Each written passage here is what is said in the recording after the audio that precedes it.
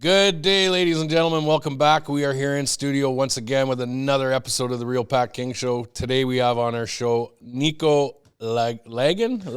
Nico Lagan. Yeah, Lagan. We'll say it that way. I apologize. But yeah, we have Nico. Nico is a podcaster here in Montreal.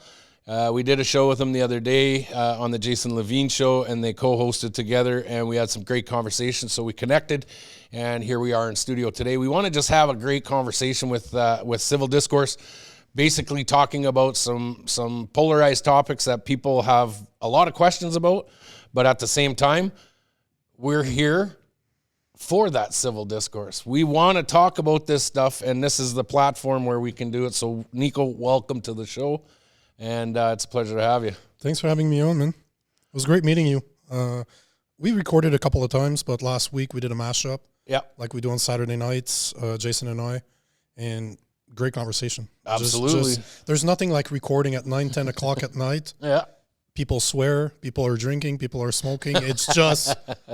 It's a night. It's really a light night show, right? Well, it was nice to know in that episode, and if anybody's not familiar with this episode, go to my page on Facebook, and you'll see the episode where we discussed a lot of polarizing topics, and one of them was the big key factor of these world oligarchs that are ruling the world and who's really pulling the strings within our politics. Your point of view on this was bang on. The other panelists on the show were bang on, and I was quite impressed at Matthew and Dan and the level of discussion that we were having, and it really garnered a lot of attention from a lot of people. So that was the encouragement of having you on today, was to just, let's get down to it, man. We exist. You're not the only one, right? But yeah. It's easy to get siloed, to think that you're alone, because a lot of us work alone. Like I've been creating content for almost 5 years, so I'm so used to not to rely on other people to do my own research. I produce everything from A to Z. If you see a piece of content, it's mine. Yeah. I don't get any help. It's 100% me. Yeah. So I'm used to doing the research. I'm used to being the person doing it. So I don't tend to look for other people that are doing what I'm doing. I'm too busy doing what I'm doing. Yeah. But when you do a mashup like that and you start to realize, oh, Jesus. Okay, hold on. Those guys are on exactly the same page as I am on. Different style. We don't create content the same way. We don't talk about it the same way. But our views are the same. At the end of the day, Canada is not responsible for taking the decisions that Canadians think they take. Well, and that's exactly where we want to go with this. If you think, anybody out there in the podcast land, if you think that these two wings of this bird are making the decisions that you wish to have in your government, they're not. No. And my biggest thing has been trying to focus to people that, hey, the Conservative Party are just as bad as the Liberals, just as bad as the NDP, just as bad as the Bloc Québécois, just as bad as the Green Party and all of that. Has anybody out there, and this is a question for you too, have you ever had a politician reach out to you and ask you what you think about this new upcoming bill that they're going to push in Parliament? No. Why do you think that is? They would never have the balls to ask my opinion, because I share my opinion every day. But I mean, let's say not just you per se, but the majority of Canadian, their constituents. They don't care. Just, for the average individual out there that doesn't spend their whole day looking at political stuff or world event like I do, it's easy to be misinformed. Denzel Washington said, if you don't follow the news, you're uninformed. If you follow the news, you're misinformed. Absolutely. So there's no way around it. You need to do your own research and use the news as a point of reference, and then expand out to see what the news are really saying or what they're preying hiding. On the complacency of the public, basically. Oh, 100%. Because at the end of the day, most people are busy as hell. Oh, absolutely. Like in Canada now, you're not getting away with your 40 hours a week anymore. No. Like there's no way that you're going to survive. The only people that have that much time are the boomers. And it's not surprising that they keep on voting for the Liberals. Yeah. Because they're good, they're protected, they have a lot of money in their houses, they have investments, they're not getting hurt right now. But they're following CBC day in, day out, and they listen for them to tell them, what am I supposed to believe today? Tell me, television, please tell me what I'm supposed to believe today. So if that's the case, and I understand it's that age demographic, why do you think it's the age demographic of ourselves, of the mid to late 30s and into their 50s, that are the ones being the most vocal and speaking out? Why do you think we are the only ones? I want to ask this one because you see the boomers, which way they go. You see which way the millennials go. You see which way this Gen Zs are going. And why is it our generation, the Gen Xers? Why are the Gen Xers speaking out? Have any kind of ideas why that is? Of course, we're the main workforce. If you look at the boomers, most of them are not working anymore. If they're working, it's part-time. They already have investments. They already have collateral. They have money in their houses. Because a lot of us have money in investments. Sure, but we're still working. We're still, there's a study that came out from Fraser Institute that shows that the average working Canadian pays 42.3% in taxes. Bro, I was paying 48% tax bracket for 12 years. That's not income tax. That is all around taxes. Okay. That's the average. So imagine when I was still working for the men, I was a sales engineer before COVID. When COVID happened, I told them to go fuck themselves. I wasn't putting that poison in my body, so I lost my career. And back then, I was paying 50% of my income was gone. And I was a single guy with no kids. So I was literally paying for everybody else out there while not taking advantage of the social services that are there. But this is why, though us, people our age, are talking about it, because we see it on our paycheck day in and day out. And then we start looking at, let's play devil's advocate for a second and say that we want to live in a society where healthcare is free. Obviously, it's not free, but healthcare is taken care of. It's if you get hurt, you can go to the hospital and people will treat you, and it's not going to cost you thousands of dollars, right? If that's what you want, let's say that that's the type of society you want to live in. There's a cost to that. It's going to cost you. People need to pay for that. And to a certain extent, if our money was used to do what it's supposed to be doing, to make our healthcare great, to make our education system great, people wouldn't complain too much. But when you start looking at our education system that's become an indoctrination center for wokeism, then you have our healthcare system that, have you tried to get an operation today? Like, don't get hurt in Canada. Like I've had some prominent doctors on my show, and they explained to me that less than 5% of people use the healthcare system. So in their mind, when they're going to need it, it's going to be there. It's a very rude awakening when they start trying to get services through the healthcare system. In Quebec, I'm on a 3-year waiting list 100%. For a doctor. Right now in Canada, that is the thing that is the most ludicrous thing ever, but it takes 3 months to get made. You can literally kill yourself, government-assisted killing, within 3 months. Try to see a state-provided psychologist, 3 to 6 months, and depending on the province that you're in, it's higher than that. So this is the thing, right? We're sitting in a society where the average working Canadian pays over 42% of their income to tax. And then we turn around and we don't receive the services that we're supposed to be getting from those taxes. And I calculated it. You know how many taxes there are in Canada right now between municipal, provincial, and federal? Over 100 different tax. So you can literally get hit by 100 tax. Chances are it's not going to happen. But we're taxed on absolutely everything, and we're not seeing the outcome. We're not seeing not the a benefits return on your investment. If our taxes are being invested into infrastructure, into our provinces, into our country in itself, there's no return. And where is it going? Overseas. You have just Carney has promised, I think, $5 to $6 billion in the past 6 months to Ukraine. Obviously, if you start looking, Brookfield has investment in the Ukraine. I was just going to say, they were just given, and Brookfield Asset Management was just given a contract to help rebuild and restructure the infrastructure in Ukraine. 100%. It's been Canada right after Mark Carney allocated $5 billion for it. Oh, that's a coincidence. Though. Yeah, that's just a coincidence. That's just a coincidence, right? Don't talk about the fact that since April, since Mark Carney since he was elected prime minister, Brookfield Asset Management's shares have gone up 33% within the past 6 months. But that's just a coincidence, right? Obviously. Well, when you're the policy creator now. Yeah, of course. And it's only going to get worse. But and you're the banker. Oh. But I think that people are starting to... They don't even need to wake up to conspiracy theories. They don't even need to go that far to see that the money that we're being taxed on is not doing what it's supposed to do. Our money is not going as far as it used to. And you don't need to look back very far, 10 years. Look at the past 10 years of liberal policies have completely destroyed our economy.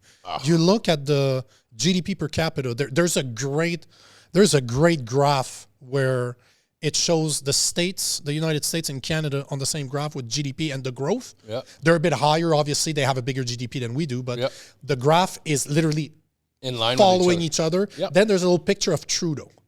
And then it literally stagnates while the U.S. goes up. So basically over 10 years, over the past 10 years of liberal policies, our GDP per capita has grown 1%, when the U.S. have grown 20%. The U.S. in the past 10 years has grown 20 times That's crazy. our size. And they tried to tell us even yesterday during the budget, they're telling us their economy is great. No, the economy is not great. Mark Carney's holding are not even in Canada. 91 to 95% of his investments are where?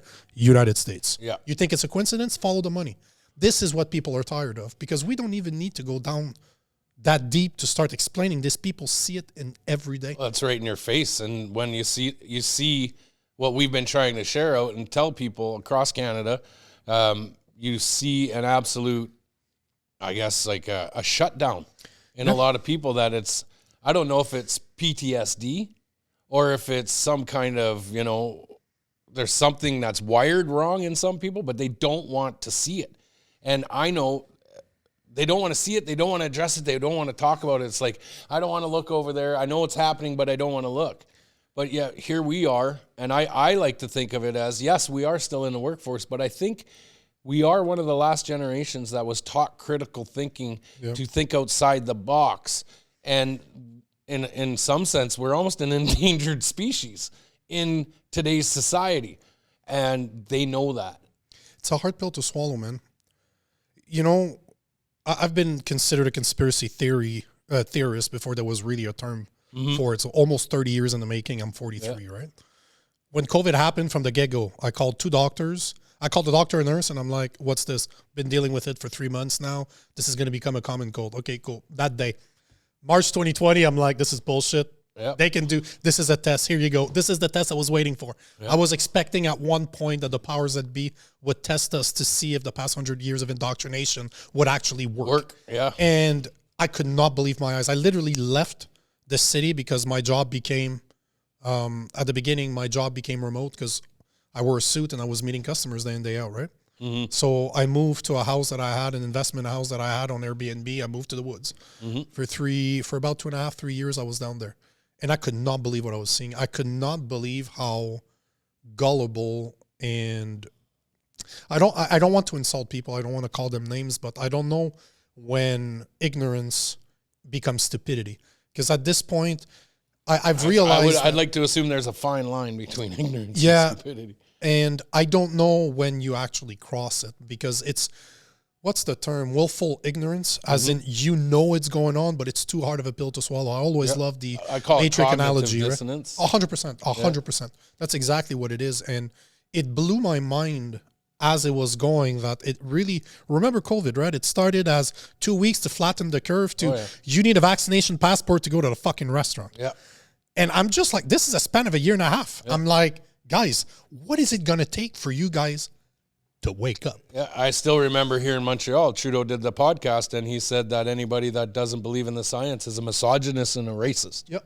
A misogynist and a racist. So he just called every Canadian who asked questions and said, wait a minute, I want to know a little more about this. Well, no, you can't. You're a misogynist. You're a racist.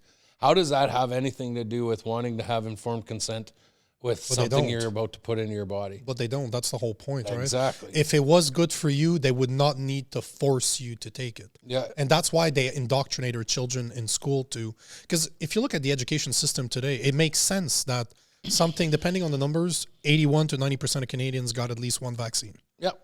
And it makes sense. Well, they inflated those numbers. Of course they are. Dramatically.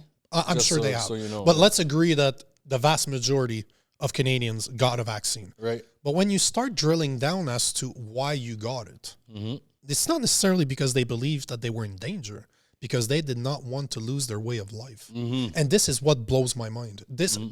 If you really believe that vaccination will save your life, you know what? It's your body. Do whatever you want. I don't care. Yep. I really don't care. I love how DeSantis did it in Florida. If you want to get vaccinated, no problem. The vaccines are available, no problem. You want to wear a mask? No problem. Wear them. But he he put laws in place to prevent private entities and the government to force their workforce to get vaccinated or to wear masks. Yeah. And he also said, you know what? You want your kids to be at home because you're scared of the virus? No problem. You don't want to have your kids at home? You want them to be with other children where they can continue their development? No problem. Schools are open. Yeah. This is how it should be, but this is not how it's approached now. Because it's not just a COVID thing. Today, you talk against the narrative, automatically you're racist. It has nothing to do with anything. It's like me saying open border policies in Canada are wrong. We cannot have a social society. That means you're a racist. Exactly. So because I say that you cannot have social services and open border policies, because one is going to take the advantage of the other. And we're seeing it. Now doctors are finally growing a pair of balls, and they're saying, like, there was a doctor this week that announced that 50% of the patients that she sees are asylum seekers, not even immigrants.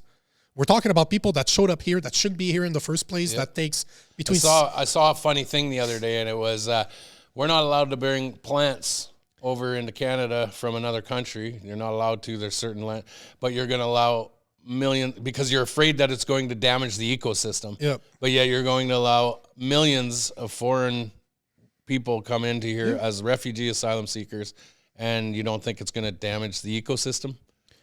It's nothing about racism. It's everything about trying to basically maintain what we have in the moment in order to progressively move bigger and expand. How insane is it that wanting to put Canadians first is now racist? Right. We pay the taxes. I do not need to support other countries. In the perfect world, I would love to help other countries. Absolutely. But if you've ever been on an airplane, what do they tell you? Put the air mask on yourself before you do it on your kids. Why? What happens if you lose consciousness trying to help your kids? Everybody's dead. Your family's all dead. Exactly. Save yourself in order to save others. I'm a firm believer of you need to have your own backyard clean before you think you're going to go clean somebody else's. 25.5% of Canadian households, as we speak, are not able to afford daily necessities like food. I've done the calculations. Yeah. The average Canadian pays 90% to about 103% of their salary. That means they can't afford to live if they cover food, rent, if they cover insurance, if they cover their car, internet, and a cell phone. Oh, and if they, one kid in high school, not university, high school. 90% to 103% of their salaries are gone. So what else are you supposed to do? If you want people to notice that something's wrong, attack their wallet. Everybody notices that because we used to be able to go on vacation. We used to be able to afford stuff to go out. I looked forward to it every summer when we'd get done school and where are we going this year? You know, what's our summer trip going to be this year? And now, like, I can't even, to be quite honest with you, I can't even remember more than 3 times in my kids' lives that I took them on a trip. And I was making decent wage, very well affordable, but the problem was the cost of living was so increasingly high that to be able to maintain, I had to decide, do I keep the money that I have saved up right now in case I might lose my job? Or do I go ahead and spend it and hope that this doesn't happen? You know, a perfect example. When I lost my career over COVID, my wife and I got rid of the house, we got an RV, and we traveled through the U.S. We did like 30 states in the past 3.5 years. Nice. We spent half of our time down there. Like this year's the first time in 4 years. It's our first winter in 4 years because my son was born about 4 months ago, and we wanted him to spend his first Christmas with his with family because my wife and I have been literally alone with our dog for the past 4 years because we've always been on the road, right? Yep.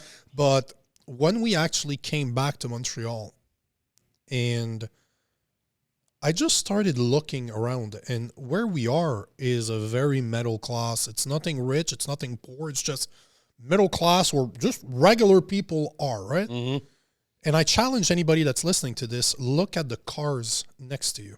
Look at the cars in the other driveways. Look at the cars that you see around you, and look at the state of those cars. They're old. They're all starting to rust. You can tell that people do not have the income to change their cars, to repair all the little dings, to actually take care of their cars properly. It's all those little aspects that nobody talks about that you start to see how bad the economy is when people don't have the money to really repair their cars or to even take care of them. Because in order for you to keep a car in Canada, you need to take care of it. It's not like in the South, in the U.S., where there's no rust on a 20-year-old car because we don't use, they don't have a winter, so they don't use salt. You see my truck, I drive a 1990. But and it's in good shape. But if you look at the state of people's properties, what they own is not in great shape. Well, that's where I was kind of going with it, is what was good back in the past is still good today, but what you have today is not good tomorrow.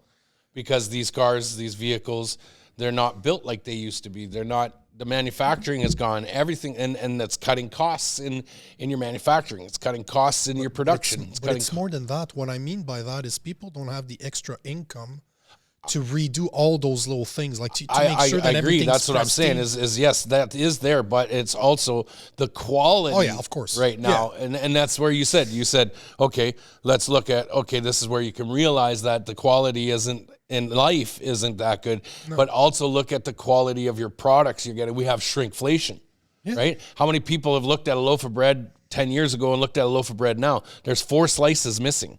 If you were to hold a loaf of bread up right now to what was a loaf of bread back in 10 years ago, that loaf of bread is bigger. You go look at your cereal boxes. Your cereal boxes have shrunk. Look at your food, your drink sizes, they've shrunk. I drink a beer called Stella. Okay, Stella Artois. You used to drink that beer as normal beer. Now you look at Stella, the bottles have shrunk, the amount and quantity, but the price has gone up. Yep. And when we start to see that, it's like, wait a minute, what is going on? And then people are like, oh no, it's like the Mandela effect. People are experiencing, oh no, it's always been like that. No, they slowly encroach this onto the population, and slowly, it's like the best way to kill somebody is to put the spear in his side and slowly inch it in slowly at a time, and he'll never even notice. It's just like, I got a little pain in my side. You get used to the pain. You get used to the pain, yeah. And I think Canada has gotten used to the pain so much that this is normal. And it should not be like this. In Canada, we should be one of the richest countries in the world. We 100%. Should be living like people do in Dubai, like the Royal Emirates in Saudi Arabia. 100%. We should be living off our resources that are being sold to market. But we have one of the worst management teams in Canadian history, not only in the last 10 years, but in the last 100 years. If you really look at it, you want to go back and look back to where the problems really start. And it isn't conservative and it isn't liberal. It's all of them. Yep. They have all squandered our resources. They've squandered our ability to be a superpower in the trade market. All for what? And this is the question I have. If you think Pierre Poilievre is going to be your savior, you're absolutely wrong. Pierre is the most chicken-shitted, yellow-bellied, I'm saying it, panderer in all of conservative history. 100%. And I'm trying to tell people this, and all I do is I get attacked. Hell, watch what happens with what I just said from everybody else out in the social media ethernet. They're going to attack me for what I just said. But understand, ladies and gentlemen, it's what we see in 20 years of Pierre Poilievre to what we see in 20 years of the Liberal government. And if you put them both side by side, they're at the same level. I got a lot of friends down south, right? I spent a lot of my time in Alabama. And you're talking redneck. Alabama. Oh, yeah. We're talking redneck. We're talking the Christian Belt, a bunch of rednecks. But a lot of my friends down there are professors. They're very educated people. And just for shits and giggles, I played 2 videos. I played a video of Pierre Poilievre, and I played a video of Mark Carney. And I'm like, who's the Democrat and who's the Republican? He's like, they're both Democrat. I'm like, exactly my point. And this is the part that people don't understand here is, even, let's say that you believe that politics is real. Let's say that you don't believe what George Carlin told us decades ago, where he said that if voting actually changed things, we wouldn't allow us to do it. Vote, So if you believe that voting will actually, that you can vote your way out of this, you're wrong. But Yep. let's say that you do. Let's play devil's advocate for a second. Why isn't Pierre Poilievre doing anything about the Liberal Party? Why is he not standing for something as simple as women do not have penises? You know, people don't realize this, but in the U.S., you know how Trump won? Not just because he went on podcasts and he put his voice out there, but he took a stance when it comes to the LGBTQ agenda. Yeah. And there's absolutely nobody with common sense out there that will argue with you that a woman can have a penis. Yeah. Once you attack them on that, once you create rapport to say, we agree, right? Do you think a woman can have a penis? Of course not, I don't. Okay, cool. Yeah. Let's start there. That's the base. Well, Pierre Poilievre didn't even have the balls to say out loud I know. that women cannot have penises. You know that if he did, he would have probably, and this, if you believe that elections are real, that could have won him the election. I think just say that, just that. Yeah. Because there's nobody on the conservative side that's going to disagree with him. And I, if anything, and this is something I'll absolutely elaborate a little bit more on, is the key to that is Pierre Poilievre pandered 100%. to the small little minority that was humming and hawing on the Liberal side and the NDP side to gain votes. But yet he didn't focus his votes on the 10 million Canadians that don't vote, that hold this government in a whole nother level. And that's where his focus should have been. And even if he said girls have a vagina, boys have a penis, even if he would have said that, but I think he could have even done it one better and said 8.6 billion people in this world, 8.6 billion people were born from a woman. 0 were born from a man. That's it. Yep. You're not targeting the LGBTQ. You're not targeting the ones who have mental health issues and stuff. Like everybody knows, it's obviously a gender dysmorphia, and it's been that way for 50, 60, 70 years. DSM-5 is going to show it to you. Yeah. It's still in the DSM-5 in the medical literature to tell you that if you believe that you were born a man, but you believe you're a woman, body dysphoria or gender dysphoria. It is a mental issue. And, you can look at the state of affair in Canada and you realize what happens when the patients are running the asylum. And there's no adults in charge, right? No. But I had a guy, he is the only woman that I call a guy because his image fucks with my head. I just can't. He looks like a dude. Okay. But it's a girl by the name of Buck Angel. He was basically one of the first transgender in the US. Okay. Massive audience, but he's the first one to say women are not men, men are not women. I'm a woman that portrays a man because it makes me feel better about myself. But the first thing that he's going to tell you, I have a mental illness because he's one of those old school from the 90s. Okay. And I approached him as a Christian. I saw him on if you guys don't know, I've ever heard of the book by Abigail Stryer, Irreversible Damage. It will tell you what the LGBTQ agenda does, and it's little girls that are getting hurt. It's not 6'4" big dudes with beard wearing dresses. Those are not really the problem. Those are not the problematic. The problematic is young women. But the point is that he's the first one to admit. I reached out to him as a Christian. I'm like, hey, man, I run this show. I'm a conservative Christian. I heard about you on Abigail Strier's book. And you know what? I'd love to have a conversation with you. Just want to see your side of the story. Yeah. Absolutely loved the interaction. Super cool. He understood where I was coming from. I understand where he was coming from. That was great to have civil discourse with someone that I don't agree with. Yeah. Like in my head, you're fucked in the head, bro. And he's like, I know. So no, but this is the thing, right? Yeah. Poilievre could have been as easy as say women don't have penises. Yeah. The past 10 years of liberal policies have destroyed our economy. Yeah. Trump is not responsible for it. Is Trump taking advantage of it? Of course he is. 100%. Any businessman would take advantage of that situation. Yeah. And if we could fuck the U.S., guess what we would do? We would fuck the U.S. Yeah. Yeah. We would do the exact same thing. So people need to stop being hypocritical, saying, oh, we're not. No, you're not.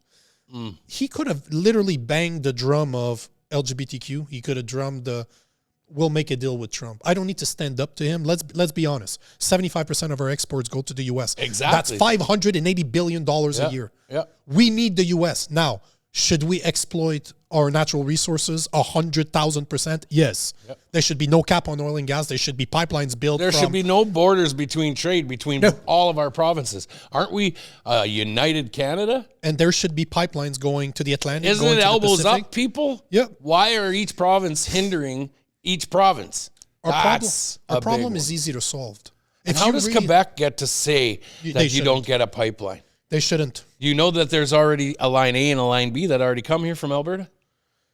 A lot of people don't know that. You don't even need to go that deep. Do you know that in Montreal, where we are right now, they ditch millions of liters of sewage in the St. Lawrence every year? But yet they're going to look at Alberta and say that we don't want your oil and gas while accepting unethical Saudi oil into the port of Montreal. No, accepting what's the term? They take money. The equalization payments. Yes. So fuck your service, fuck your product, but we want the money that you're making off of it. Yeah. It makes no sense.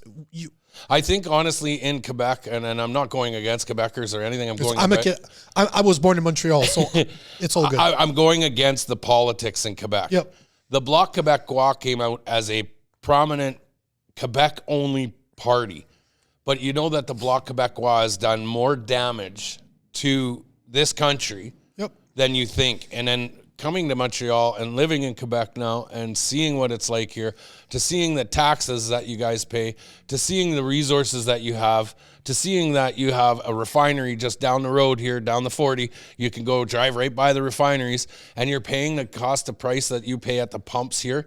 And then you see the pump wars between, and I live in Terrebonne, but where I live, there's 4 gas stations within my stretch. Sure. And I can see them playing gas wars. And I'm like, how is this allowed? Like, how do they allow? I see Quebec being hammered harder than any province in Canada. And then you have Quebecers, politicians, not Quebecers, but politicians for Quebec, hindering Quebec's ability to be prosperous, to be even better on a trade level. You don't even need to go that far, to go that deep in order to understand that there's an issue. Just on a federal level, we have the capacity in Canada to be a top 5, top 3 energy superpower. We have the 3rd largest reserve. But why is every politician hindering Canada's ability to prosper? And that is the question. If we understand that we have the capacity to be top 5, but that's my question to the audience, and right? Not just to you, it's to the audience as well. And that, I'm not asking you right now. I'm looking at you because we're talking, but technically I'm talking to you out there. Because the real question is, you don't need to believe in conspiracy theories. Just use simple common sense and ask questions. I even hate saying common sense now because Pierre used it. Well, you know what? Unfortunately, common sense is no longer common. Yeah, you can't teach it. So it's just sense. Yeah. So have sense. Have some sense. Have sense. Have some sense. There you go. Yeah. Why is it that we have the capacity of being top 3 superpower energy-wise? I would argue that we have the most untapped resources in the world. We're the 2nd biggest country in the planet, and most of it is unoccupied. Like a vast majority of it is unoccupied. We have lumber, we have 3rd largest reserve of oil and gas, and we have access to minerals that all the countries in the world want. Mineral every country uses. We literally have access. Name it, we probably have it. Yeah. Why is the oil still in the ground and we're buying from Saudi Arabia? Yeah. Why don't we have our own refineries? Why are we sending that to the U.S. so that they can charge us more to refine it? Yeah, when it comes back. Why are we buying minerals from other countries? Why are we not selling ours on the world's market?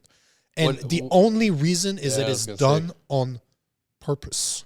You know, I'm a sales engineer by trade. That's what I did for more than a decade, and I was a technician prior to that, so I configured high-end equipment.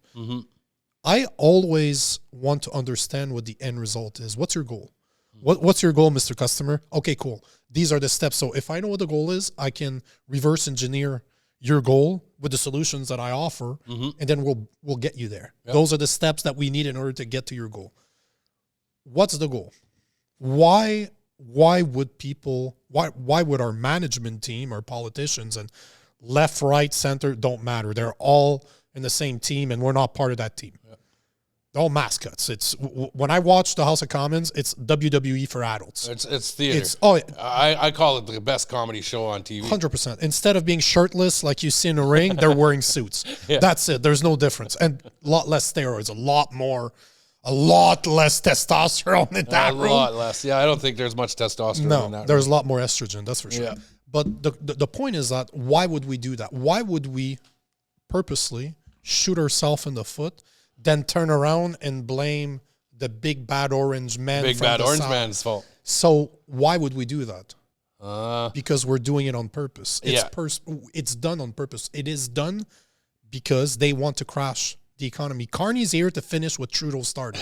There it is. That's exactly what I say. I say that all the time. That's why he's here. He's here to sign over the assets. He was the economic advisor to Trudeau since about 2021. That's right. He knew him showing up. He was the governor of the Bank of Canada. That and for the people out there, stop fucking calling him an economist. He's not an economist, he's a banker. Yeah. There's a massive difference between a banker and an economist. Yeah. A banker is worse because they know how to move assets without getting caught. That's right. The idea is a one world government. Let's be 100% honest here. Yeah. If you understand that the WEF is what the goal is, the WHO, the WEF, and the UN, they all represent the same people. Yep.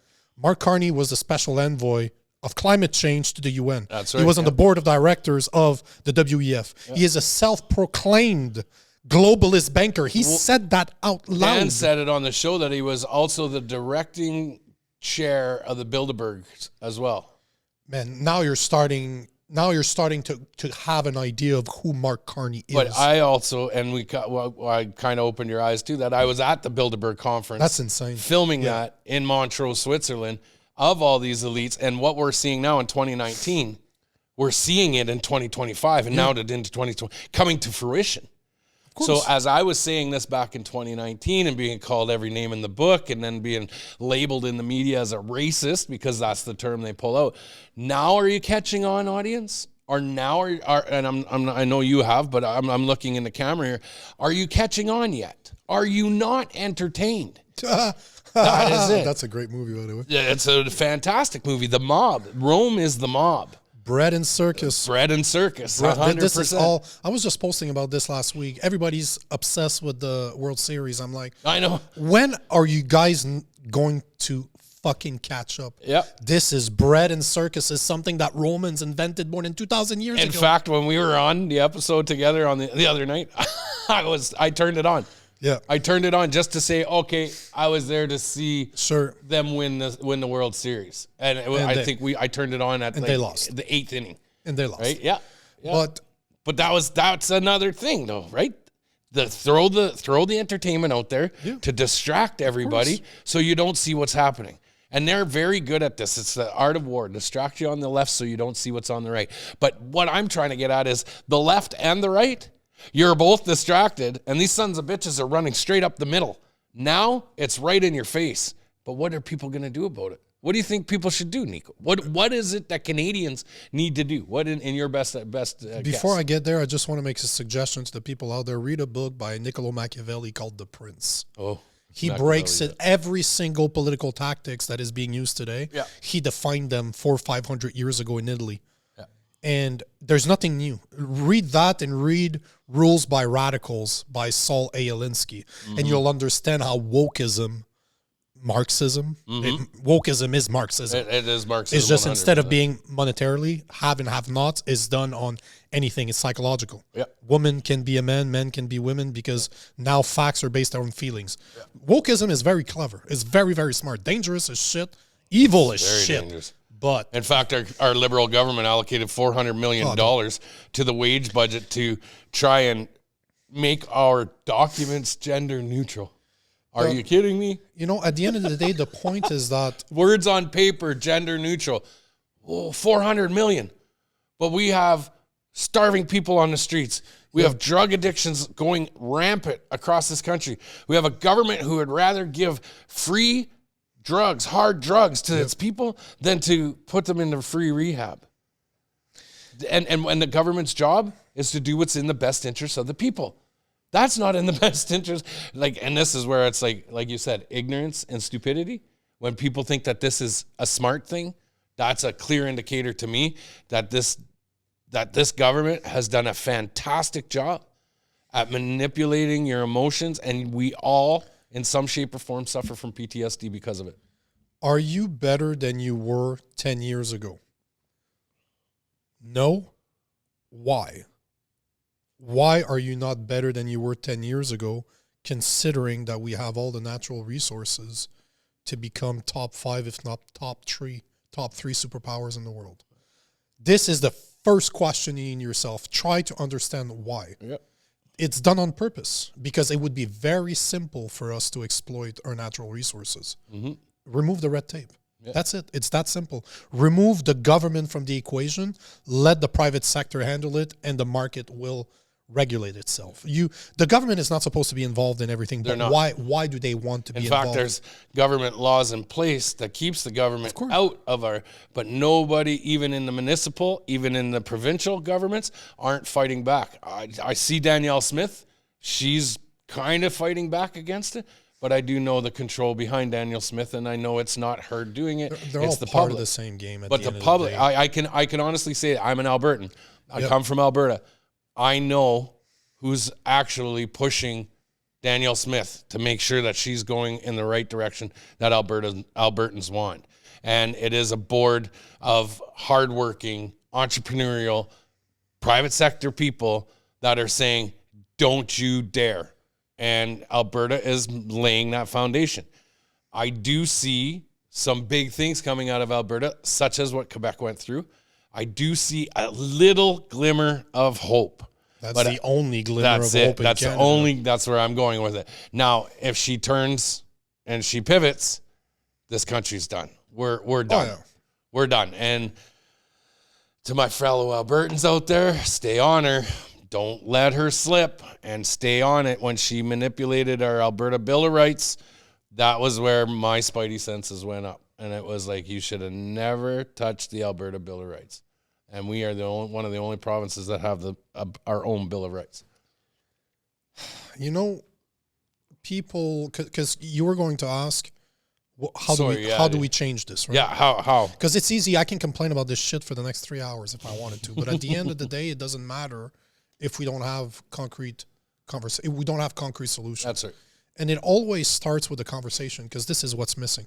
This is why I do civil discourse as a conservative every day. And not a big C conservative, a small C conservative, real conservative. There's no such thing as a progressive conservative. That's called a fucking liberal. Yep. That's an oxymoron. You cannot have progressive and conservative in the same sentence. Exactly. That's the complete opposite of being a conservative. You conserve your way of life. There's no progress to be made. So let's take that out of the equation. But what I'm saying is, start asking questions. Like, try to answer that question. Are you better than you were 10 years ago? Yeah. Why not? What's preventing us from not being better than 10 years ago? Are you hearing that from your politicians right now, both on the left and on the right? You're not. No. Why? Because they're on the same team. Yeah. Who do they represent? Look at when the new ministers were the recycled ministers from the last into their positions. Yeah. Who do they swear allegiance to? Canada or the king? Mm-hmm. The king. Yeah. Why? Because we are not ruled by Canadians. We are ruled by a king. People think that the king is just a show. No, it's not. Canada's part of the Commonwealth. Who runs the Commonwealth? The king. Yeah. So who rules Canada? The king. That's why they swear allegiance to the king and not Canadians. And who does the king swear his allegiance to? And that is where you need to start asking those questions. Yep. It's very easy to find. Yep. They're not hiding it. That's the beautiful thing about all of this. They don't care because they think you're dumb. They think you won't do your own research. But in every civilization, you see the serfs eventually rise. And there is a topple of the monarchy. And this is where I'm going with this is when people don't change until they're hurting so bad. It has to become personal for them. If you look at human psychology, people change only when it's easier to change than to remain the same. Right. People are lazy. In general, we're very lazy by nature. We don't want to change unless we have to. We'll accept, just like your Lance earlier in the rib. We'll accept that. Yeah. We'll oh, that's just pain. That's just pain. That's just pain. It's fine. It's fine. Yeah. It's fine. But we're getting to a point now where people are noticing that what's going on. They're noticing that they're hurting. They're noticing that their dollars is not going as far as they used to go. And it's not, we're talking about a decade. A decade is not long. Nope. I remember clearly 10 years ago. Yeah. And I remember how different it was. That's why I say they've put a fast forward on this agenda. They've put a fast forward on this program. 100%, especially since COVID. Yeah. Especially since COVID. Ask yourself why. What is the goal here? And you don't need to look far. Just look in the UK. Just look at what's happening right now in the UK. Yeah. They're talking censorship. They're talking surveillance bills. Yep. In Canada right now, Bill C2, C8, C9, Bill C63. The government is trying to pass censorship bills that are extremely similar to the UK, even worse than the UK. Bill C2 just passed. No, Bill C2 did not pass. I thought it just did. It got, and that gave me a glimmer of hope, because Bill C2 had a lot of surveillance part of it, as in you can't have transactions over $10,000 cash. Right. And once you have that as a precedent, that means the government could scale that down to $1,000 if they wanted to. Yep. They could install spyware on your phones without telling you. But now it's a law. They can do it, and even if you catch them, it doesn't matter because they're allowed to do it. Mm-hmm. They're allowed to. They were allowed to open your mail. Open your mail. Yeah. So there's a bunch of stuff that they were able to do in Bill C2. Gary Apu Mapapapan. I refuse to learn his name. Yeah. He tabled. Come on, Gary. Bill C12. Yeah. He removed all the components outside of one from Bill C2, and he retabled Bill C2 as Bill C12 because 300 different civil organizations, like the Justice Center, for example, said, "What the fuck are you doing? Mm-hmm. This is not right. You cannot pass this bill." Yeah. So we still have power. But you want to know where we're going? Look at the UK. Digital ID. Yeah. This is the last straw. If a digital ID is passed, we're fucked. Well, they've already started the implementation. When it's passed and accepted. When you have a digital ID that's attached to your biometrics, meaning with all the cameras that are available everywhere, they can scan your iris, they can scan your shape, they can scan. Well, that's what COVID was. Oh, of course. COVID was the mask so that they can gear up the system to be able to read your retina from 5 kilometers away. More than that. I come from a telecommunication world, so I installed supported towers. Yeah. And you guys don't realize that because you were on lockdown, but they developed so much 5G towers all over the place during COVID because they need the technology to track you. Yep. They need all those cameras to be installed. And they needed you hidden, subdued in your house so that you didn't see and that you weren't asking questions as this was happening. 100%. So they need the technology in order to support that big surveillance, the surveillance bills that they're passing right now. So the point I'm trying to make here is that look at what's going on in the UK. They're talking about the digital ID as in if you don't have it by the end of his mandate, which I remember, if I remember correctly, is 2028. Yeah. If by the end of his mandate, Starmer's mandate, you do not have it, you will not be able to work. So they're already telling you, they're already putting into your psyche 3 years in advance to make it normal, to normalize that you will need a digital ID. And to fear you and scare you into getting it. And how did they get that in place? Mass immigration. They literally created a problem in order to sell you the solution. Yeah, that's their famous tactic. But what's going on here? When I left for 3 years traveling, we came back here in Montreal. I'm like, what the fuck happened? So Jason Levine came here just down the street from here. We recorded together a few months back. Yeah. And we went to Walmart that's right across here. Yeah. And we're just walking and I'm looking around. As 2 white guys in Montreal were a minority, there were more women completely veiled with just a crack than normal, what I would consider a normal Canadian woman. Mm-hmm. Mm-hmm. And we're talking on the island of Montreal. I did not recognize. I'm like, wow, what the fuck happened? 3 years. So what's happening in the UK? If you think what's going on in the UK is bad, it's happening right here in front of us. They are putting everything they need in place in order to silence people like you and I to not speak for this. To make us the minority. Because what's the goal? Destroy our economy. We have all the tools possible in order to be prosperous if we wanted to, but they choose to keep our natural resources in the ground. Why? They need our economy to collapse in order to push a one world government. This is how This is why Carney's here. Carney is here to destroy the rest of our economy. Don't believe me? Follow the money. Yeah. Where is his money? In the U.S. Why? Because you got a guy that's developing every single thing he can to make money in the U.S. Yeah. If you're a business, you want to go to the U.S. This is not... But then you also see, so this big trade war, the tariff war and everything that's bullshit. Going on. I know it's all bullshit. They're all friends. I also see it as you see Carney moving across, going to try and find other customers around the world. But what Trump is ready to do is he's just waiting for the economy to tank, and then he wants to buy us up. And they already started. Carney is doing everything he can to not allow them to buy us up, because I see Trump, and he called it the North American Union. Oh, that's coming. That's what he wants. That's coming. So wouldn't you say Donald Trump is right in on this agenda? They all are. Exactly. They're all part of the same team, and so, guess what? We're not part of it. So my point to this is you have both of these people, one playing the savior for his country, the other one pandering to the liberal boomers and everything in this country to allow this to even happen. Where is it that Canadians are going to say enough is enough, and what do we do?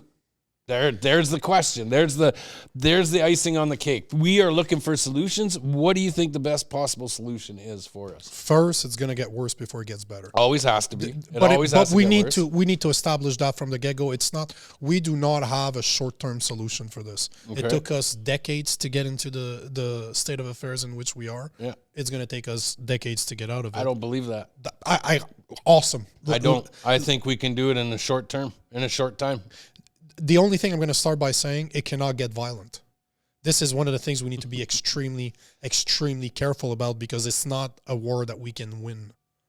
There's a good reason why they were going. I don't even think it would get violent. All I'm saying, there's a lot of people out there that are fed up. I think what it would take is every Canadian to just stop going to work. We talked about this last Saturday. And that's where I was going, because I laughed because you instantly went to violence. And I went, no, I didn't. No, you said it can't get violent, it cannot. Right? Because that's what we think. We think that's how you're going to do this. But I pushed your idea even further. I say stop paying your taxes. Yeah, but if everybody just stopped working, the economy comes to a halt. Exactly. Everything comes down to a halt. And who's on the hook? These politicians. And then we can start finger pointing these politicians and deciding how are we going to correct the problem that we're in. And I would take a step as saying that while we do that, while we not work, while we all sit at home, and we can do it. I know people can do it. We are a very adaptable society. We know how to survive, and your animal instincts will kick in. Things will work out for you. But at the same time, we can formulate a citizens action organization or a group that will be able to push accountability and an ethics council and maybe even a moral council. I don't know if it would go that far. And then we start going after each one of these politicians that are doing everything they can to hinder our ability to be prosperous. And in 5 years. But it needs to be done on a communal level. It needs to be done within your own city. And this is often, we tend to focus a lot on the federal level because it applies to everybody in Canada. Yeah. But if you understand that societies are just a bunch of communities that decide to live together to agree on certain terms to say those are our rule of law and we're going to abide by this, the way you change it is by changing your society. Yeah. Change that little community in which you live in, be part of the school board, try to go for mayor, try to become to know the people that are actually running your city. And if everybody does that, you will change a country. Well, a friend of mine has done that. He actually just won the leadership in Oka and is now the mayor of Oka. And that's Patrick Hardy. Congrats, man. But that's what you want. That's why I'm saying it's a longer term. Yeah. It's a longer term solution. But the thing we need to be careful about is not to become violent, because I'm telling you that's what they want. Oh, I know. At the end of the day, they divide us right down the middle. They wanted that in Ottawa when we did what we did. They wanted that. With the Freedom and in fact, I know, and I'm coming out with something in the future here soon to lay a little lay some breadcrumbs here for my viewers. I'll tell you right now, as you saw with Don Dussault on the program last episode, they already had it in plan for violence, Of course. at Ottawa, but it didn't happen. And I Trudeau was already there, had, by the way. Trudeau already had his speech written. Of course he did. Ready to go, and it didn't happen.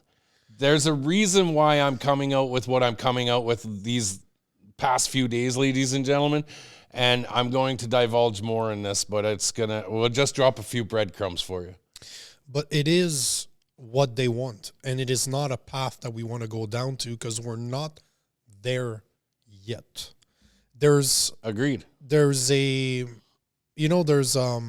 book, it's called Blueprint for Revolution. It's a book that was written somewhere in the You mean there's an owner's manual for how to revolt? Eastern Europe. I can't remember the exact country. Interesting. But the guy's whole book is memes. Make fun of your government because you cannot fight that. Yeah. Whatever you do, make fun of your government. That's why they want to make it illegal to make fun of your government. Like that, they literally are trying to pass a bill in Mexico right now that memes against your government is going to become illegal and you're going to be facing jail time. Why? Because the best way to expose your government is by showing how ridiculous they are. Yeah. And no matter what they do, if they don't defend themselves, they're pretty much telling people that they're right. If they try to defend themselves, that means they're doubling down on stupidity. Yep. And then you can just point your finger and say, yeah, see, thank you. You're proving my point right now. Interesting, because I just had somebody try to do the same thing, and all I did was show the facts, and now they're doubling down with stupidity.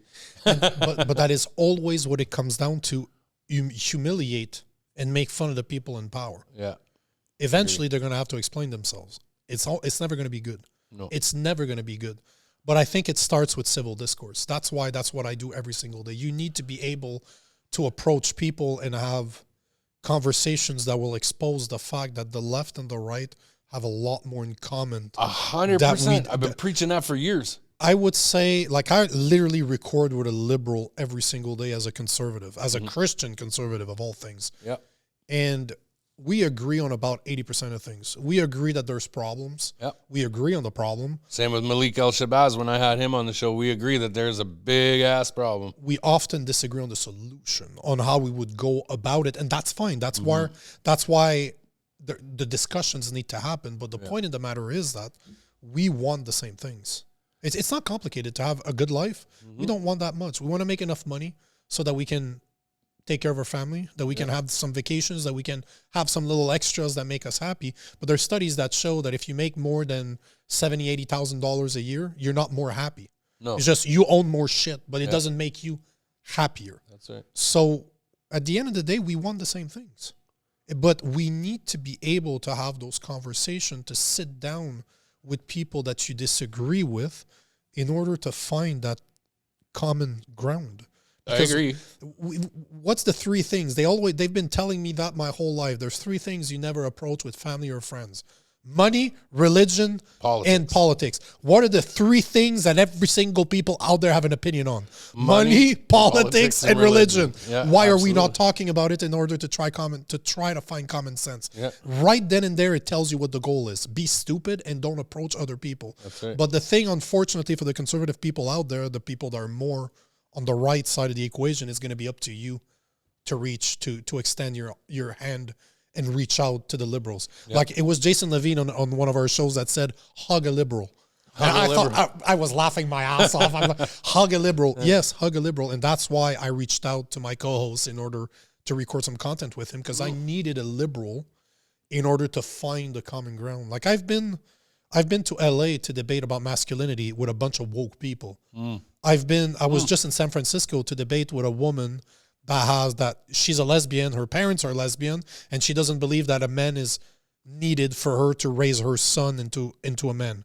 So I was there as a conservative Christian, but I didn't approach the Bible. I approached common sense, and I talked about facts, and by the end, we went to have a drink. She almost admitted on the show that I was right because her grandfather was her man figure in her life. Bingo. So the point is that as a Christian, I literally looked at her at the beginning and I say, gay people should not be allowed to adopt because you're putting that kid at a disadvantage from the get-go. I can prove it to you. I have the facts. This is a fact that kids do better with a father and a mother present in the home. Yeah. Why wouldn't you want to start there?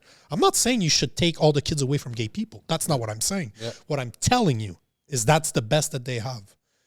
how many messages the producer of that show, because I can't go on that channel because it's a leftist channel, and I know that 70, 80%, maybe 90% of the comments are ripping into me. Yeah. I get enough hate everywhere that I don't need to do it on purpose. Yeah. But to this day, he's still sending me messages, and he's just no introduction, no nothing. He just sends me print screen of comments. How many comments are there? They're like, I don't agree with Nico, but you know what? This is such an important conversation to have because I can see that his message is coming from the right place. Right. Even though I don't agree with him, it was such a great conversation to have, and that's the point. You don't need to agree with me, but that doesn't mean we shouldn't speak. On the contrary, if I'm not able to explain, if you and I have a disagreement, if I'm not able to explain my point to you and to even convince you that I might have a point, do I really understand what my point is? No. You don't. Not at all. You should welcome every single opportunity to have a civil discourse with someone to prove. Because how many times have I been proving wrong in my life? I can say yes to that, but at the same time, there's a certain ones that you can have that discourse with. Civil, I said civil discourse, not a screaming because match. Like online, when you're on the socials and you have the ones that are coming at you, arguing with you, just in there to rage bait you, you need to block those people out. You need to push them to the side. The ones that are really like, and I'm reaching it. I've got one right now. They've done a clip now, and they dress up as a conservative, and then they dress up as a liberal, and then they're both looking, and it's the same person, but they're like, did we just become friends? I think we just became friends. Yeah. Because we're agreeing now, and the left is starting to see, and the right is starting to see that it isn't a left-right problem. It's an us against them problem. It's a top-bottom problem. And they're starting to be like, okay, we are wrong in some of our stuff, but so are you. And conservative people need to be in agreements and say, yeah, you're wrong too. But the problem, and I use system cause and analysis techniques, so root cause of problem. Root cause of the problem for every individual in Canada right now is our politics. They're the root cause of every issue we are experiencing in Canada. As much as I talk about politics every day, I don't like politics, but it is needed. I've never liked politics, and in fact, the only time I became more vocal in politics is when I started seeing laws being manipulated early on, and we had this discussion earlier. And that's where I was like, but wait a minute. Now I have to look at this from an outside lens perspective, because why is this happening when this is written and you're changing the law?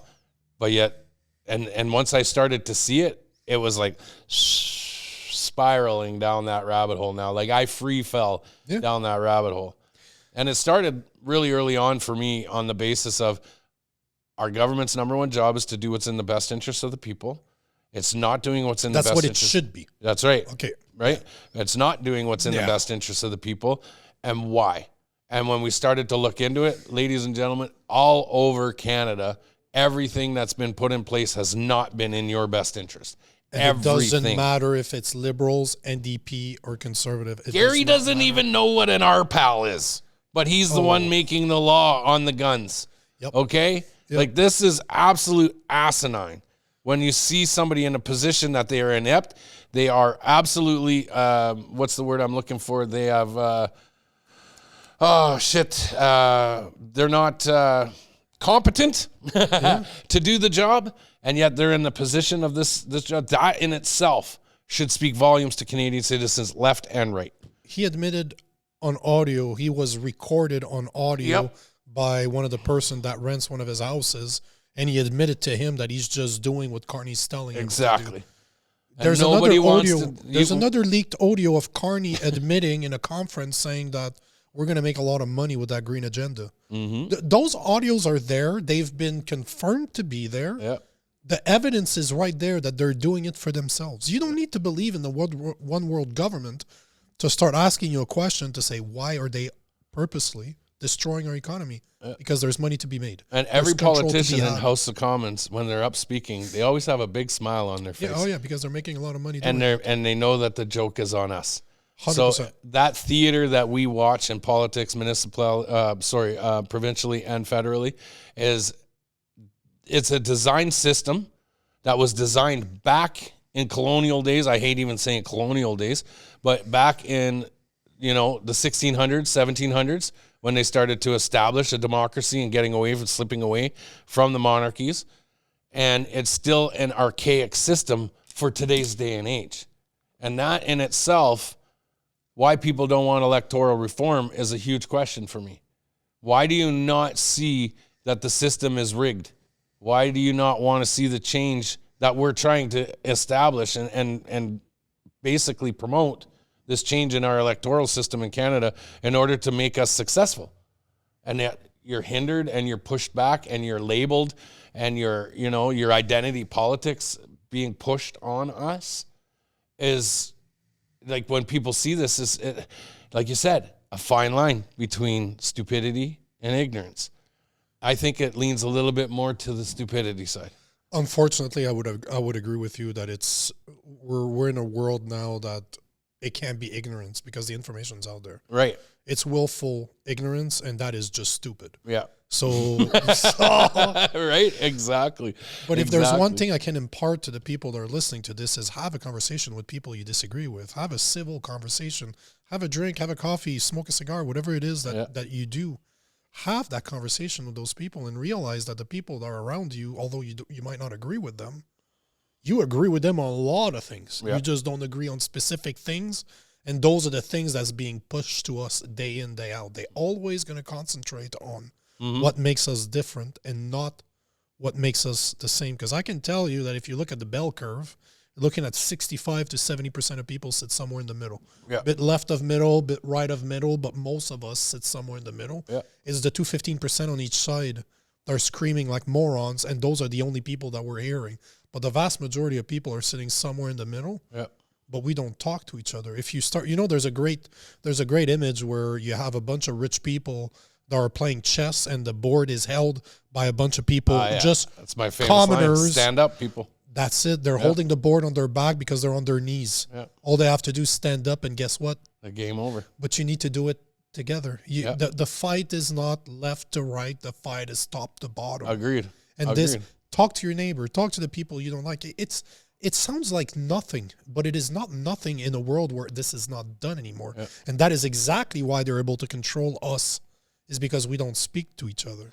Well, I can say this much, that when I go out into public and I'm out in a position maybe where I see people close to us or around us that I kind of want to spark that conversation with, I definitely test the waters. And I find every time I do, I get people that are like, oh man, finally. I'm so glad you're finally, someone else is saying this out loud. And it's like, oh yeah, I've been saying this for a while. It happened to you last Saturday. Yeah. You joined a mashup with everybody on the same page. You're like, oh, I had no idea that's what was going on. That's cool. Yeah. I was like, man, really? But there's a lot of us out there. Yeah. Obviously, the average people are not on social media with massive audiences talking to the masses. Right. But talk to your neighbor, talk to your family, talk to the people directly around you. Get involved in local politics. Mm-hmm. Understand what they're trying to teach you. Teach.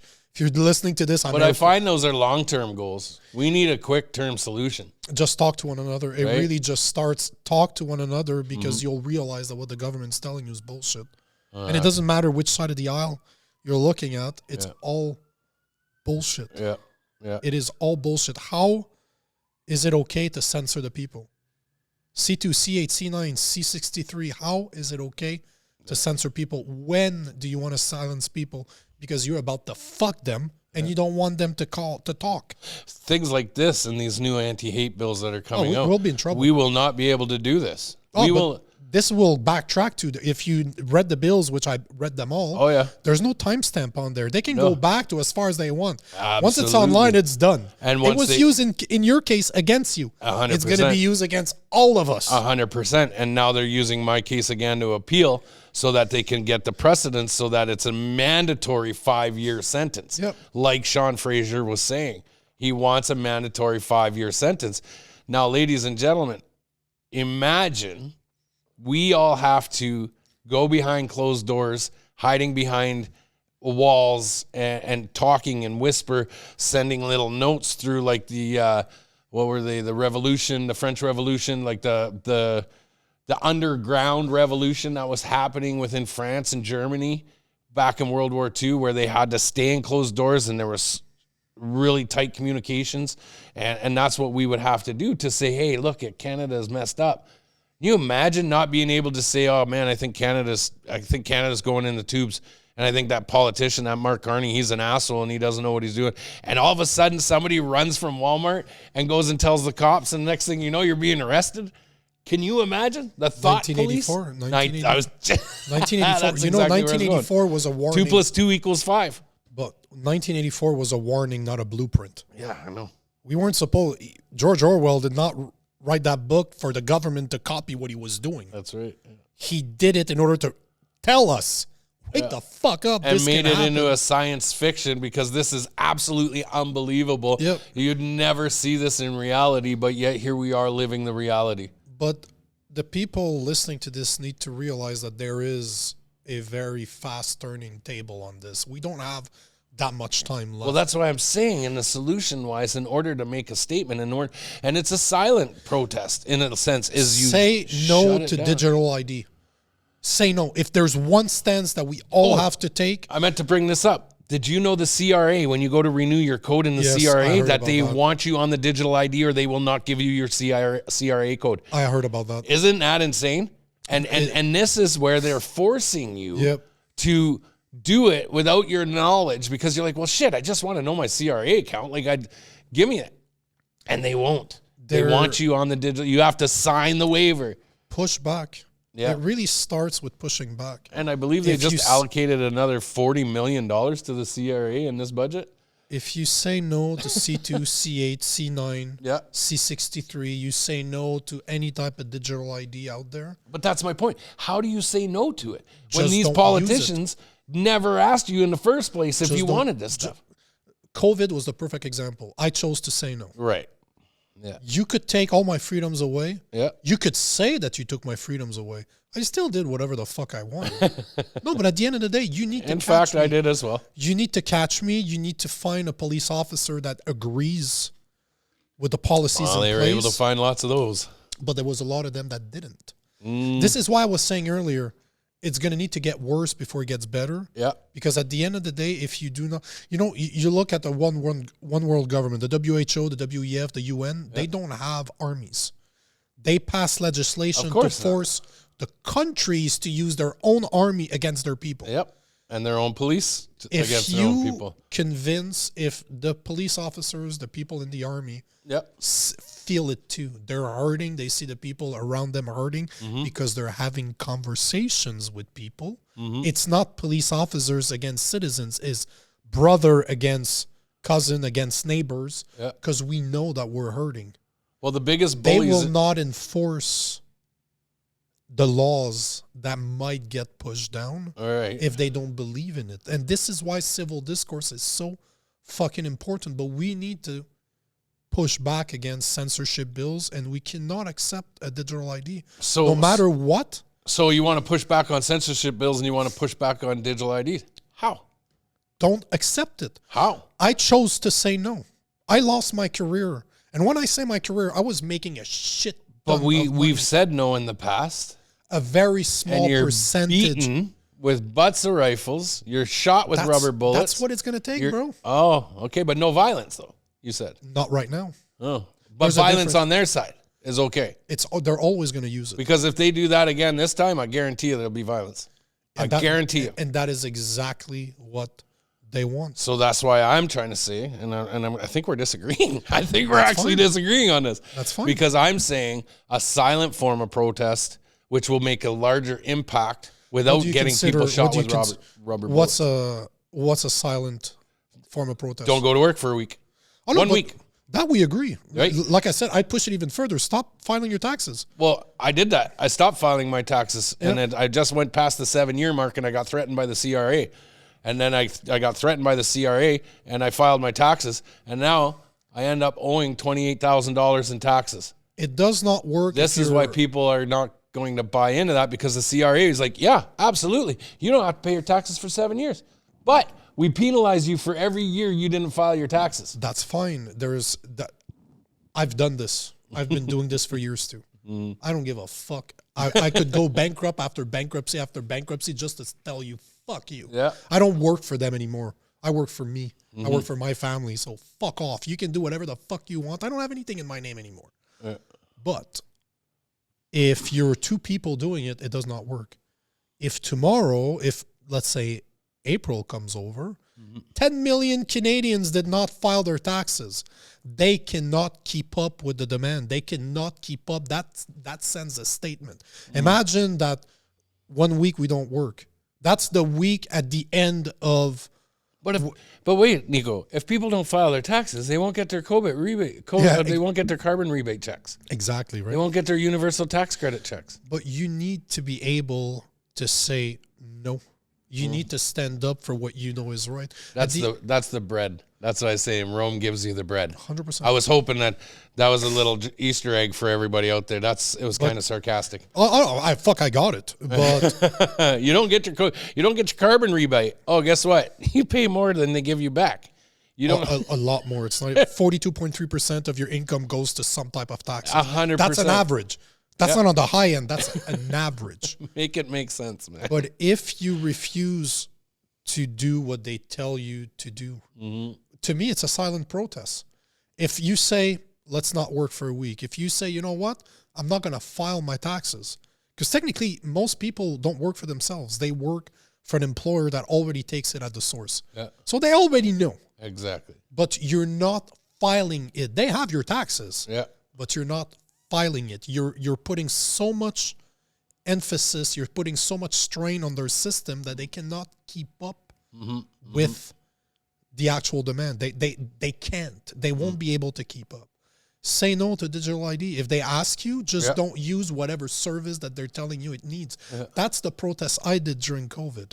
I just said no to their vaccine. It turned out I needed a passport to go to the restaurant. Yeah. What did I do? I didn't go to the restaurant. It's fine. At the end of the day, man, that's the choice you made. I'm not saying it's going to be easy. You cannot backtrack decades of surveillance and control thinking it's going to be easy. It's going to suck for most people. But you know what?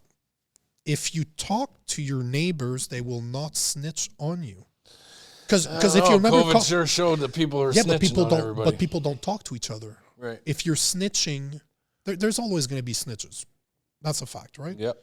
But if you know your neighbors, if you know the people around you, if you know the people that you're not just saying hi to people or you're not avoiding people because you don't agree with them, you're actually having conversations. It's a lot harder to do something.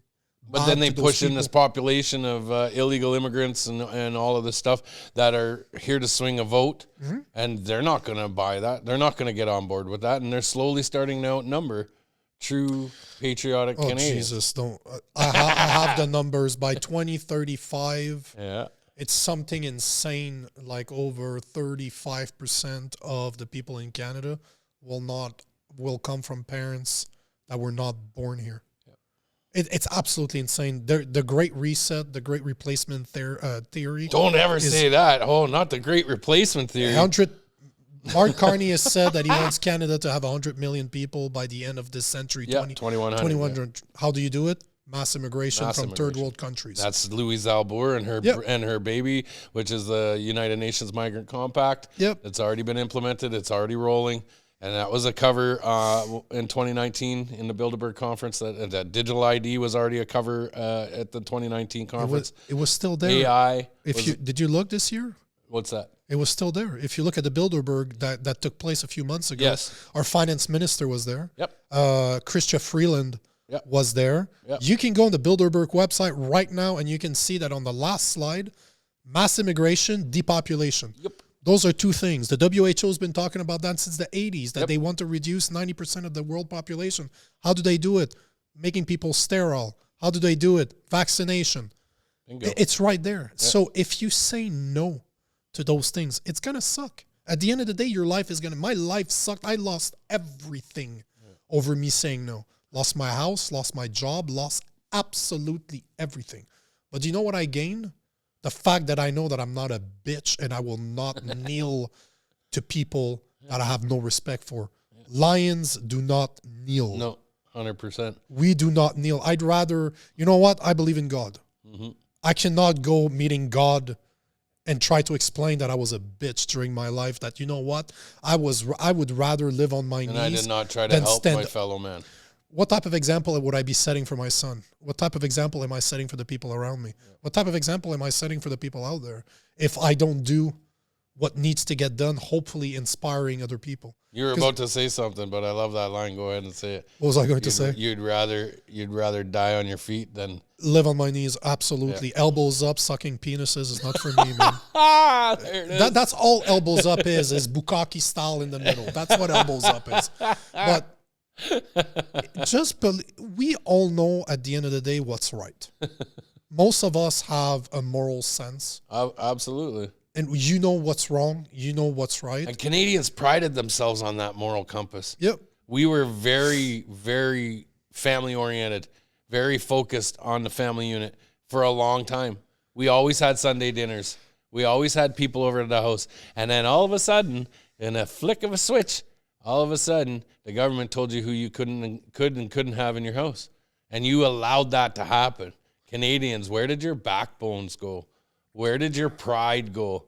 Where did your moral compass get redirected? Let me know, because in the comments, I want to see this. I want to know how people feel about this. And like you said, Nico, you want to have those conversations with people, even if it's not your neighbors. Invoke and try and push those conversations in public. When you see somebody having a little bit of a, hey, you know what? I didn't vote for that. Did you? You know, those are little ones that, oh my God, you see the guy that's at or the woman or the man that's at the store, at the grocery store, he's about to buy a product and he's like, oh, that's expensive. And I just look at them and say, I didn't vote for that, by the way. I just want you to know. Yeah. And watch the conversation spark up right from that point. That's all. And that's the spark. That's all you need. Be ready to stand up for what you know is right. Mm-hmm. I had no intentions of ever creating content. That was never my intention. Mm-hmm. I just said no because it was the right thing to do. Mm-hmm. I did not want to submit to people because it was supposedly the best thing to do. I know what's best. But I will ask this to the people out there. Why do you think that LCBOs, SAQs were still open? Why do you think you can still buy weed? Why do you think that churches were closed? Why do you think that gyms were closed? Those are the questions that we need to ask ourselves. Why couldn't your kid go skate on a hockey rink and play hockey? What's the point? They're trying to divide us from one another. Yep. That's why I'm saying you need to speak to people, especially the ones you disagree with. Yeah. Why did they leave the weed shops and the alcohol shops open? Bread and fucking circuses. Yep.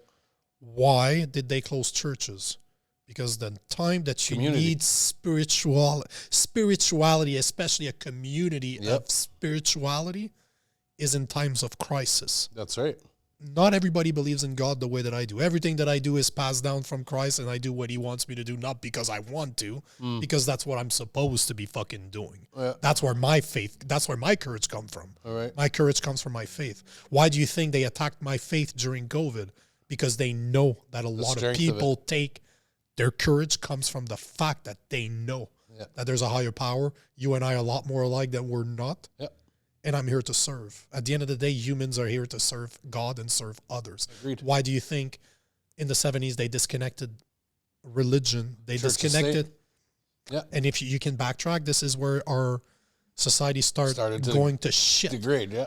So there is a strong component of God. Mm-hmm. Who are you going to rely on if you're alone? God.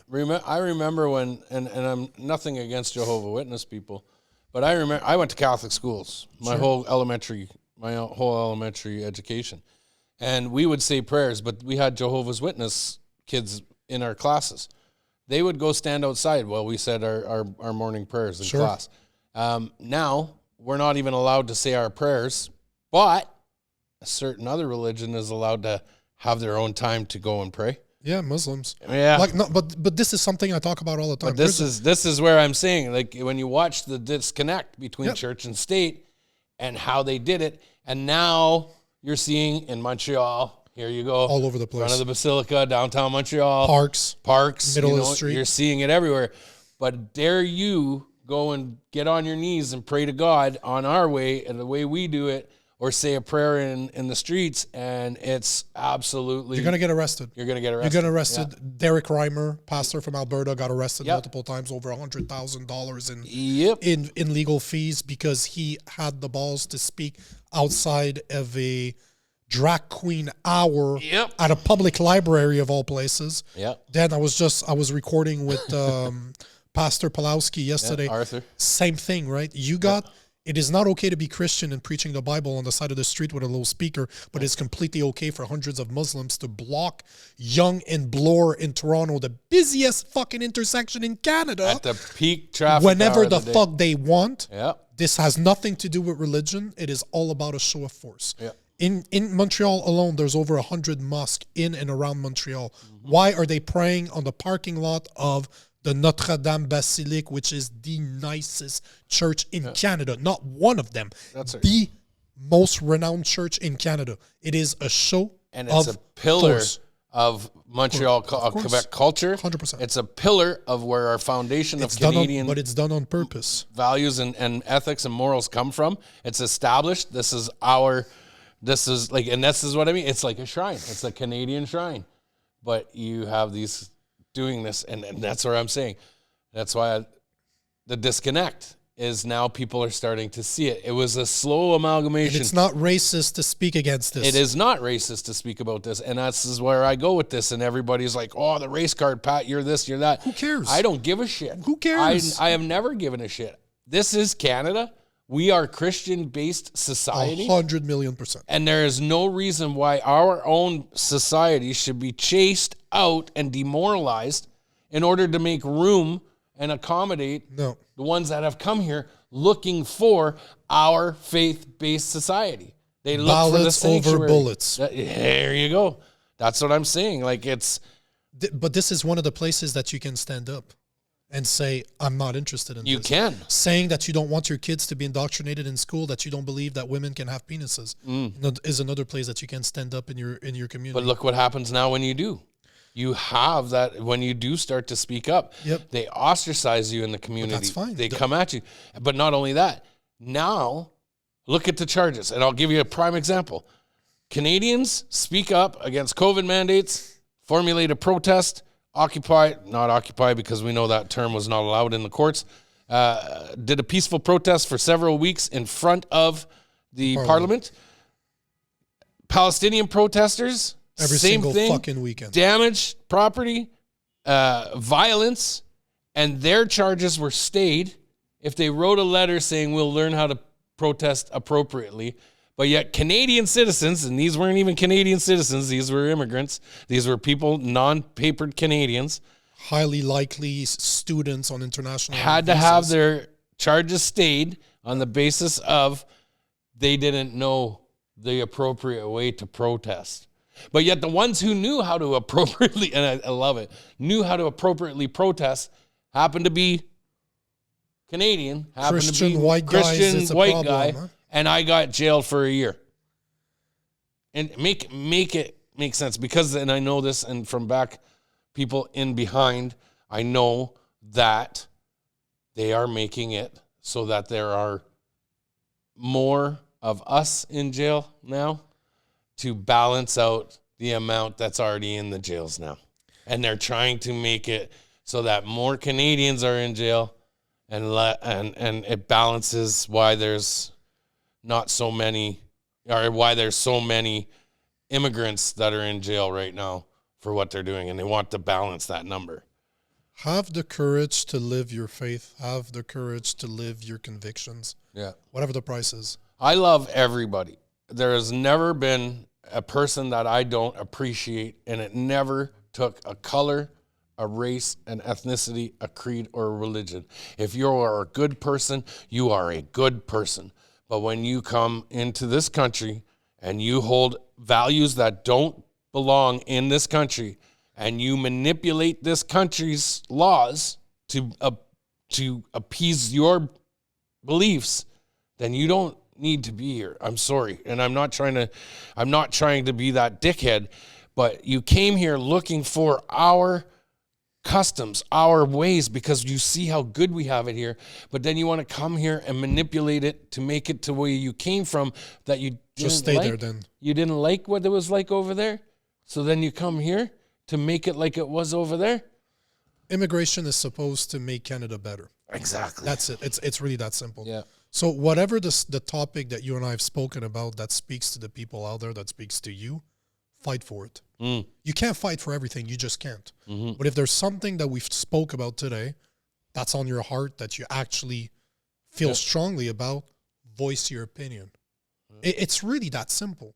Because there's a lot of people out there that believes the exact same thing that you and I are saying. Yeah. They just don't say it out loud because they don't want to be that. Well, and I've spoke with immigrants that have come here from other countries and adopted the Canadian policies. You're in Montreal here. Yes. Vast amount of immigrants now from Lebanon that came here in the 90s. Yes. Guess what?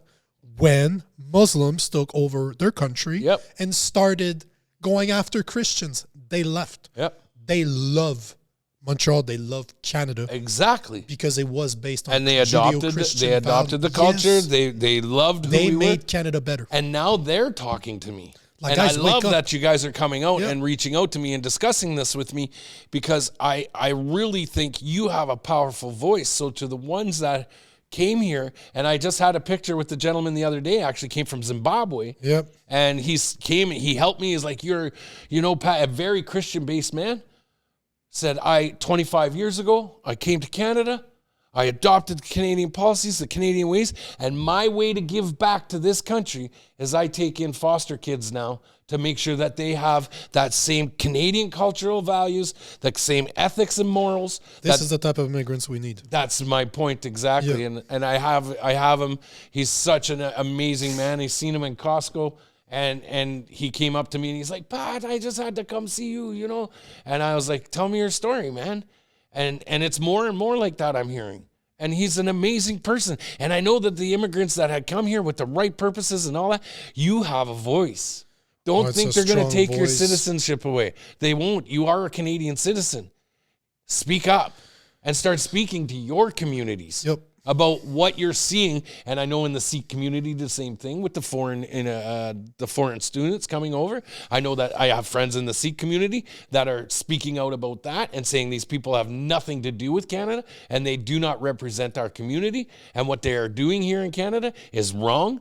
And they are speaking within their own temples of how this is happening. And that's where my focus has gone in the last couple of years, is I've started to speak to the other groups, the other ethnicities who felt like they don't have that voice. I've gone to temple in Toronto. I sat in there and talked to their guru, their leader. I've been saying from the get-go, speak to the people you don't see eye to eye with. Yep. And just to realize things that you don't know, right? Things you don't know. I'll show you this, gentleman, if I can pull it up. The guys at home, you probably won't see this, but if you check my Facebook page, you'll remember it, because I did a good write-up, and I just want to read his story for those out there. So here he is to the camera. Here he is. He's at my house. He came to my house, and I just want to read this story because this is impactful. Today, I had the absolute pleasure of meeting an incredible man named Martin at Costco in Boisbriand. As I was leaving, Martin followed me outside. He said he just knew he had to talk to me. You see, Martin was with us in Ottawa. Every weekend during the convoy, he drove from Montreal to Ottawa to be a part of one of the most energetic and prophetic moments in Canadian history. Martin came to Canada 26 years ago from Zimbabwe. He adopted our culture, our way of life, and fell in love with a beautiful woman from Montreal, kind of like I did. Together, they built a godly home full of love and purpose. And over the past 25 years, Martin has fostered more than 7 children every year, giving them a better life and a loving home. Today, he takes care of 9 children under his roof. When he recognized me, he could hardly believe it. He shared his story with such heart, passion, and truth that I had no choice but to share it with you all. So this is Martin. Martin is an amazing man, a God-fearing man, and Martin... Beautiful haircut, too. Yeah. Love the haircut. But this is my point, ladies and gentlemen, and I know we're getting a little long-winded on this topic, but I think this topic, to hopefully encourage people like Martin who are out there to speak to your communities and understand that the country that you came here and you loved and you wanted to be a part of, there is an ulterior agenda happening. And to the Sikh community, you know already, I know you see what's happening. Speak to your community. To all of the nations out there, we are all the same. Under us, this color of skin, and I have a picture of it, each finger is white, brown, red, and tanned. But at the same time, the nails are digging into the skin and it's bleeding, and all are bleeding red. We all bleed the same color, no matter what you are, who you belong to, or what. But this country of Canada is worth saving, and it is a beautiful place. We are a national park on a global scale. They want it. They want it for themselves. They want to exploit it for themselves. They want to take away everything you own, and you have nothing, and you'll be happy. Nico, thanks a lot for coming on to the episode, man. I appreciate it. Any last words you got to say to the crowd? Give them a little bit of what's that? Amen to what you just said. Can I plug my own stuff? Absolutely, give her. Just find me at Real Nico Lagan. I do 9 lives a week, probably right now. Like a cat. Yeah, 9 lives. Nice. I did not say that on purpose. But I do civil discourse every single day. Oh. I record with conservative people. I record with liberal people. I record with people that we don't agree with. Yep. But that's the whole point. So, guys, at Real Nico Lagan, every single social media out there. I'm everywhere. Awesome. But give them a follow, thanks for guys. having me on, man. Yeah. Appreciate it. Ladies and gentlemen, stay tuned to the next episode. We will see you shortly. And if not, if I don't see you now, make sure you're following me on my TikToks. You know it, the Real Pat King Official, blue check mark. Don't forget Facebook, the official Real Pat King. And Instagram is starting to take off again after they shut down my 90,000 followers on Instagram. And X, we're starting to hit the waves even harder now. So ladies and gentlemen, do not miss out. And don't forget, like, share, and subscribe this. Oh yeah, YouTube as well. Have a good night, guys. Boom. God damn, I gotta pee.